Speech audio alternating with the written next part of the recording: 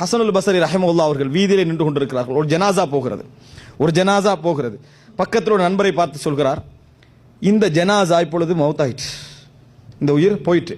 அல்லாஹ் ரப்புல் ஆலமீன் இதற்கு உயிர் கொடுத்து இந்த உலகத்துக்கு அல்லாஹ் தஆலா அனுப்பினால் திருப்பி பழைய பாவங்களை இந்த ஜனாசா செய்யுமான்னு கேட்டார். நிச்சயமா செய்யாது. ஏன்னா மௌத்தை கண்டு வந்துட்டு, கபரை கண்டுட்டு வந்துட்டு ஒரு நாளும் செய்யாது. இப்போ அல்லாஹ் தஆலா அந்த ஜனாசாவுக்கு அந்த வாய்ப்பை கொடுப்பானா என்று கேட்டார். கொடுக்க மாட்டான்டார்.